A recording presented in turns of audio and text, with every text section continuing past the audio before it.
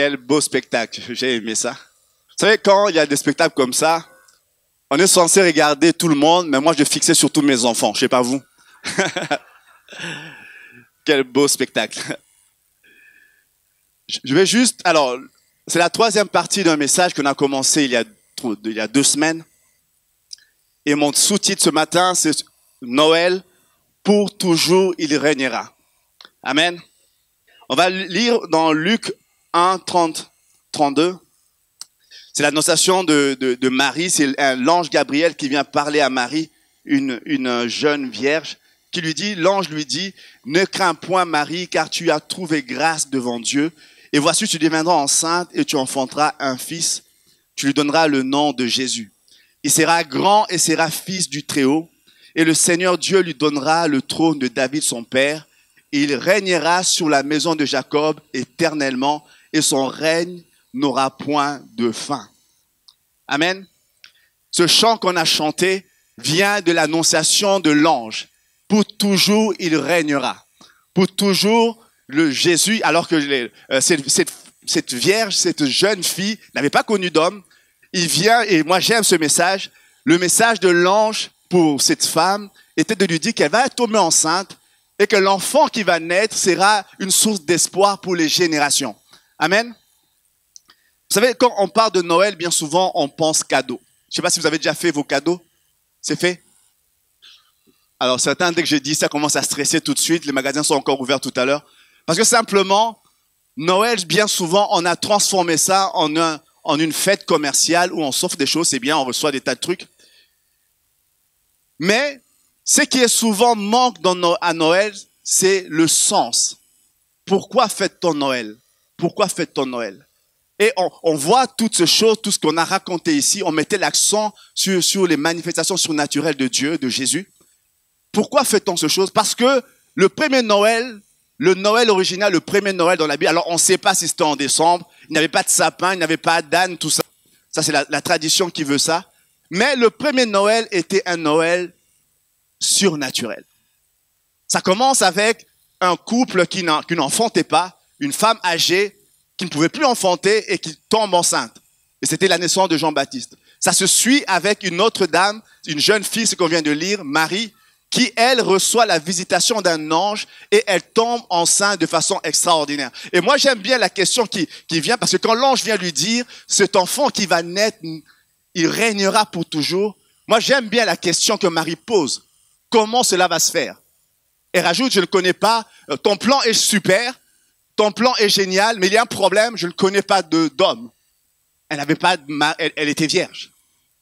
Et moi, j'aime la réponse de l'ange. L'ange lui dit, cela se fera par l'Esprit de Dieu. Et puis, il donne une explication, il explique un peu ce qui va prendre place. Et moi, j'aime à la fin, il dit, car rien n'est impossible à Dieu. Noël, c'est le sens de Noël. Le premier Noël était extrêmement surnaturel. Et moi, j'aime le titre de mon message ce matin. Rapidement, pour toujours, il régnera, même lorsque les choses semblent avoir mal commencé. Il règne même quand un enfant, et cette histoire, je ne sais pas si ça vous a toujours marqué, le Fils de Dieu, cette femme reçoit une visitation d'un ange qui va lui dire que le Fils de Dieu va naître. Et la première chose, on va pas le lire, on n'a pas le temps, la première chose qui arrive, c'est qu'il y a un empereur romain qui fait un recensement obligeant tous les gens à retourner dans leur village d'origine. Et cette femme, Marie, elle habitait Nazareth, elle devait retourner à Bethléem 100 km, une femme enceinte, sur le dos d'un animal, sur 100 km, sur des chemins escarpés. Combien comprennent qu'à ce moment-là, il y a de quoi déclencher une fausse couche? Elle arrive là, et puis difficilement, ils arrivent dans la ville, toute la ville est occupée, des gens venant de partout, il n'y a plus aucune place pour elle. Joseph fait ce qu'il peut, et puis il n'y a plus de place, et puis les contractions commencent, et puis il trouve une espèce d'étable. Alors, nous, on a souvent une vision très romantique de l'étable. On voit l'âne gentil en train de garder qui a une crèche chez lui, comme ça. On voit des ânes gentils en train de... Combien comprennent qu'une étable, ça sent pas bon? Vous savez ça? Si vous avez des animaux, ça sent pas bon, c'est des odeurs assez fortes. Et le Fils de Dieu va naître dans cet endroit-là. Et elle se souvient de l'ange qui va lui dire, malgré ça, tu dis que je suis béni. Et cet enfant, malgré un commencement comme ça, régnera pour toujours. Et puis, l'instant d'après, c'est cette scène qu'on a rappelée tout à l'heure, où Raymond jouait un... Qui voit que Raymond joue bien? Il m'a fait rire avec Joseph qui reçoit l'ange qui vient lui dire, fuis en Égypte. Et aussitôt après, il fuit en Égypte, un enfant qui vient de naître. C'était ça le début du Christ. Lorsqu'il est venu sur la terre, et moi je me dis, il aurait pu venir dans des circonstances beaucoup plus apaisées. Il est venu dans des circonstances où, malgré que les choses commencent mal, le message était celui-ci, malgré que les choses peuvent de fois mal commencer, lorsqu'on adhère au plan de Dieu, sa parole tient malgré tout. Moi, j'aime ce message parce que les choses semblent mal commencer. Et là, on vous passe les détails parce qu'il y a un roi fou qui veut le tuer et il tue plein d'enfants parce qu'il espère parmi ces enfants qui sont morts qu'il va toucher Christ. Mais malgré ça, moi, j'aime le message de Noël parce que peu importe comment les choses commencent, peu importe comment les circonstances qui font que vous êtes venus sur la terre, peu importe les circonstances qui font que vous êtes ici, le plus important, c'est que Dieu, les intentions de Dieu à votre égard. Et moi, j'aime parce que Marie, en acceptant le plan de Dieu, elle a accepté simplement que le déroulement du plan de Dieu prenne place dans sa vie. Et je vais lire rapidement. Après ces moments, la Bible nous dit que Jésus est présenté au temple comme la tradition juive le voulait 8 jours après. Et là, alors qu'elle est en train de présenter l'enfant, il y a un homme qui est là, Siméon, il est saisi par l'esprit, il se met à prophétiser sur l'enfant, et puis il vient dire à Marie, cet enfant sera grand, il dit plein de choses, et puis il vient dire à Marie, mais toi, une épée te transpercera l'âme. Et à ce moment-là, Marie, je me suis demandé, est-ce qu'elle pouvait comprendre que cette parole semblait un peu en contradiction avec ce que l'ange venait de dire. L'ange disait que cet enfant allait vivre, il allait régner éternellement, il n'allait pas avoir de faim. Et là, Siméon est en train de le prophétiser et lui dire, cet enfant, une épée va te transpercer l'âme avec cet enfant. Lorsqu'on lit l'histoire, 33 ans plus tard, Jésus-Christ n'est pas resté bébé. Il a grandi, on a vu toutes ces choses qu'il a fait. Et moi, j'aime toutes ces scènes qu'on a vues ici. C'était des histoires de la Bible transposées dans d'autres contextes. Mais on voit Jésus faire des choses extraordinaires. On voit Jésus accomplir des choses extraordinaires. Et on voit Jésus, malgré tout ce qu'il accomplit, être crucifié. Et là, la Bible nous envoie une scène particulière où on voit Marie, la mère de Jésus, là, en train de pleurer devant la croix, parce qu'une flèche, évidemment, une épée réellement, une lance est entrée sur le côté de Jésus, mais une épée a transpercé le cœur de cette femme, comme Siméon l'avait dit. Mais ce qui est vrai aussi, c'est que malgré tout, il y avait une parole qui avait été dite avant tout ça. Il y a quelques mois, quelques années de cela, j'avais regardé un tableau. On va le mettre, je ne sais pas si vous pouvez.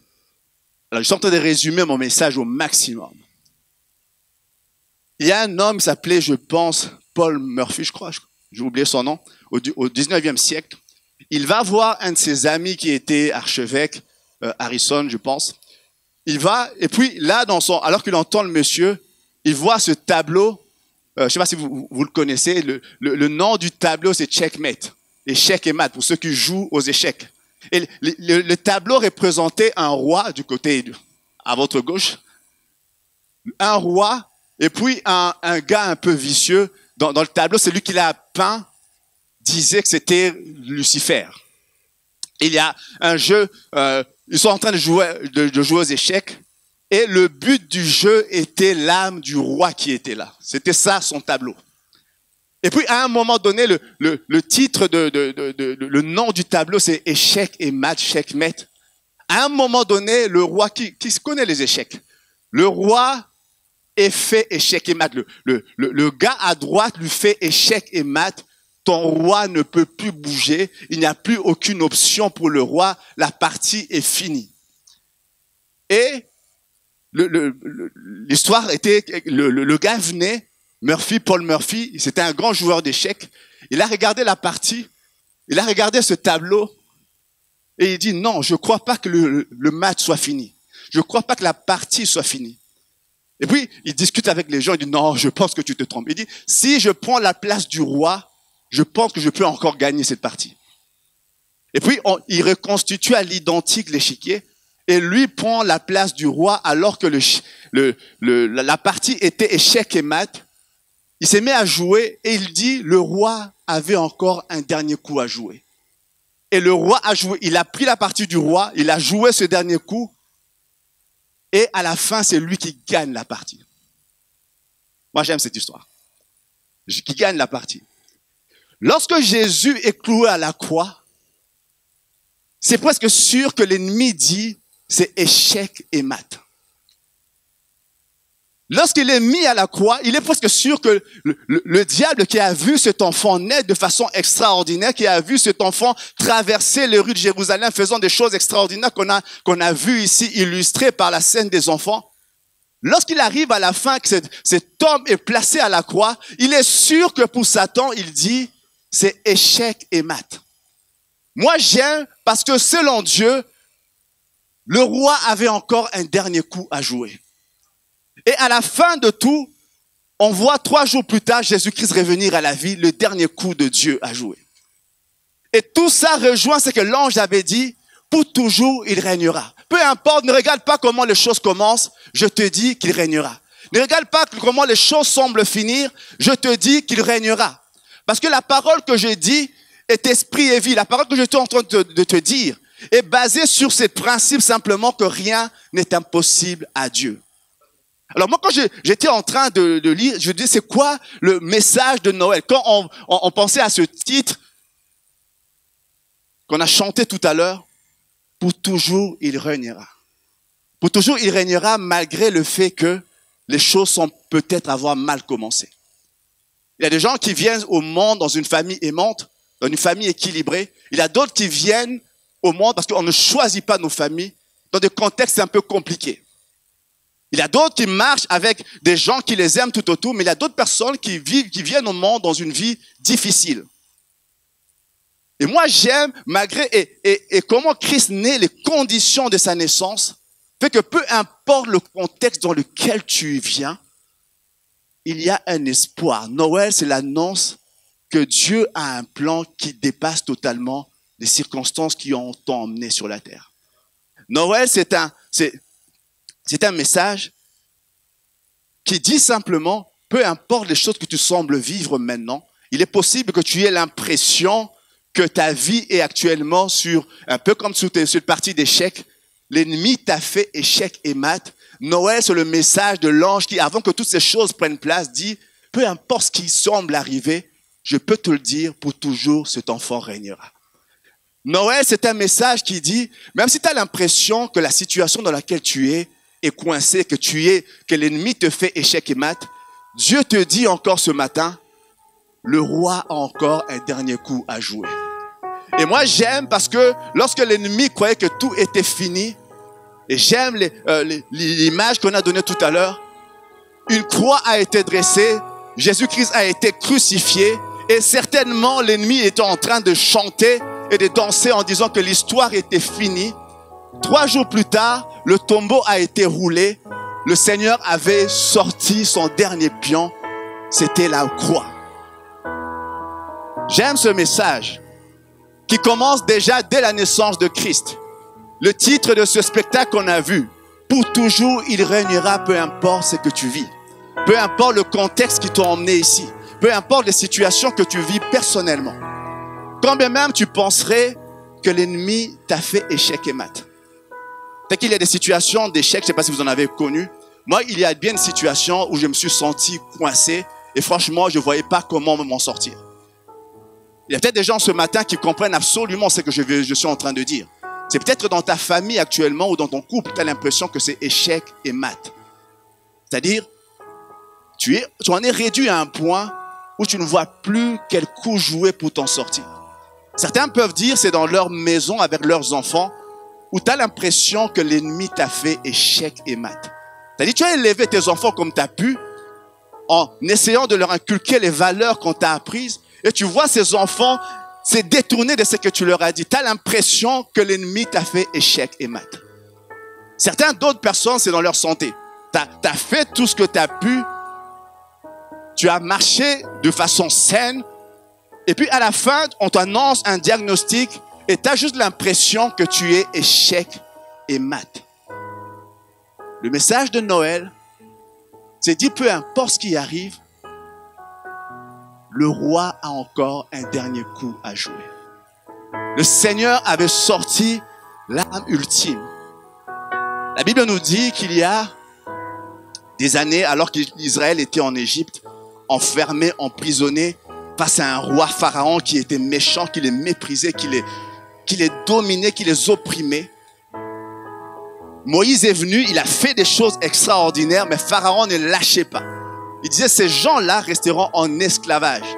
Et la dernière arme que le Seigneur a sorti, il leur a dit, ça va, ne faites plus rien, allez entrer dans vos maisons, tuez un agneau, mettez-leur son sang sous le linteau des portes, et soyez là en train de manger l'agneau dans la maison.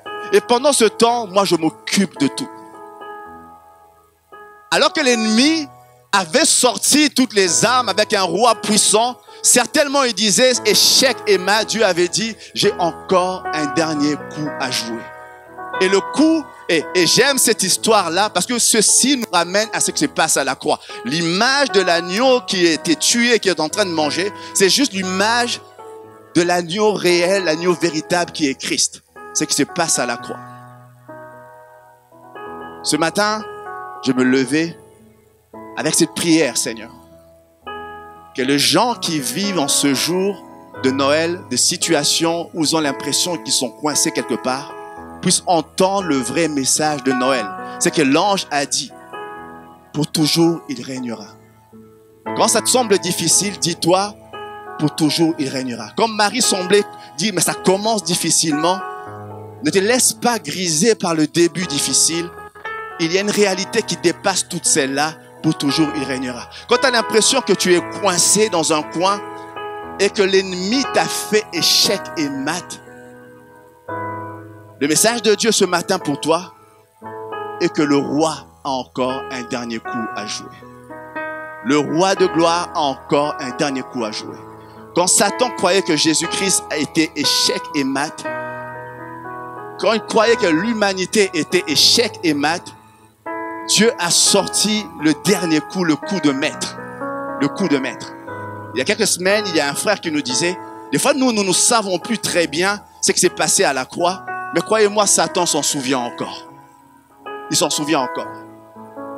Parce que simplement à la croix, alors qu'il avait l'impression qu'il est en train de gagner, 3 jours plus tard, il avait compris qu'il avait réellement perdu. Il avait réellement perdu. Amen. Ce matin, je vais prendre un temps juste pour prier. On va juste baisser la tête rapidement. J'ai résumé un message de 30-40 minutes en une quinzaine de minutes.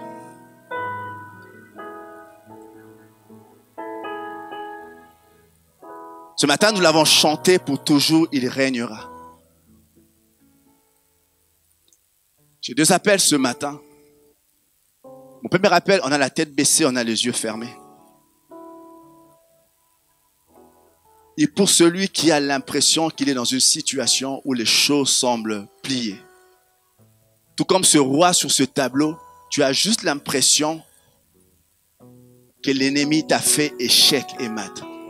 Sur l'échiquier de ta vie, tu as juste l'impression que tu n'as plus de coup à jouer. Tu as tout essayé, mais tu es juste coincé. Le roi, ton pion, ton roi ne sait plus bouger. Il n'a plus possibilité de faire un pas de plus. Tout comme Paul Murphy venait voir cette scène pour dire alors que tout issue était bloqué pour le roi. Il a dit non, la partie n'est pas encore finie. Il y a possibilité que le roi joue encore un dernier coup. Le message de la croix, c'est le message de l'humanité bloquée dans ses péchés. Et alors que l'ennemi faisait échec et mat, le Seigneur disait, attendez, j'ai encore un dernier coup à jouer. J'ai encore un dernier coup à jouer. Christ est venu, la forme d'un enfant, dans des circonstances qu'on a vues compliquées, des circonstances difficiles. Il a vécu faisant des exploits et puis à la fin, il est crucifié avec sa mère en train de pleurer. Et certainement, les gens, l'ennemi pensaient que l'histoire était close. Mais c'était le dernier coup de Dieu. Ce matin, Dieu t'a fait un appel. Si tu as l'impression que tu es bloqué dans ta santé, tu es bloqué dans ta vie personnelle, que tu as l'impression que tu vis une situation financière où il n'y a plus d'issue pour toi, Dieu te dit ce matin, j'ai encore un dernier coup à jouer dans ta vie. J'ai encore un dernier coup à jouer. Si tu es là, moi je laisserai Christian prier tout à l'heure, mais j'aimerais juste prier pour ceux qui ont juste cette impression-là, cette situation, tu vis cette situation où l'ennemi t'a fait échec et mat. Dans la tête baissée. Ceux qui souhaitent peuvent se lever avec moi. Je laisserai Christian prier pour le reste. Je vais prier juste pour ceux-là. Seigneur, alors que nous venons devant toi, nous nous souvenons de Noël. Nous nous souvenons de ce message. Nous nous souvenons de ce que tu as fait, de ce que tu as dit. Nous nous souvenons du message de Gabriel, ce message qui a traversé les temps et qui est venu jusqu'à nous ce matin. Ce message alors qu'il annonçait à Marie, pour toujours il régnera. Pour toujours il régnera. Ce message qui résonnait bien avant les douleurs de l'enfantement, bien avant ce chemin difficile de Nazareth à Bethléem. Ce message qui résonnait bien avant les fouets, bien avant les clous qui percent les mains, bien avant la croix, bien avant la mort. Ce message qui résonnait, pour toujours il régnera. Seigneur, ce matin, nous sommes heureux, Seigneur, de savoir que ta parole a dévancé toutes les difficultés, toutes les peines, toutes les incompréhensions de nos vies. Et parce que nous savons que l'ennemi n'aura pas le dernier mot, nous avons cette pleine assurance. Merci Seigneur, alors que nous sommes en train de célébrer Noël. Nous sommes en train de célébrer ce moment où Christ est venu comme un enfant. Nous sommes en train de célébrer ce temps où sa venue sur terre annonçait ce qui allait prendre place 33 ans plus tard. Où des hommes, des femmes qui n'avaient plus d'espoir comme nous étions, Seigneur, ont vu tout d'un coup l'espoir renaître. Alors que nous étions dans nos vies, dans une situation où l'ennemi nous avait fait échec et mat. Nous avons vu le Fils de Dieu se lever. Nous avons vu Dieu faire jouer son dernier coup. Et nous avons vu le Seigneur gagner la partie. Je prie pour un homme, je prie pour une femme ce matin. Je prie pour celui qui a l'impression que dans sa vie, les choses sont closes. Père éternel, qui découvre le Dieu de gloire, qui ne renonce jamais, qui ne perd jamais, qui découvre ce soir, ce matin, dans sa situation, le Dieu qui est capable de changer toutes les circonstances. Père, je prie pour un homme ou une femme qui est là ce matin. Père étend, je te prie ta main. Et que ce chant que nous avons chanté devienne le credo de ce Noël 2019. Pour toujours, notre Dieu régnera. Malgré les circonstances, malgré les difficultés, malgré la fin qui semble proche, malgré quelquefois la partie qui semble perdue, pour toujours, notre Dieu régnera et jamais il ne perd une bataille. Reçois de nous l'honneur, la louange et la gloire au nom de Jésus-Christ. Alléluia.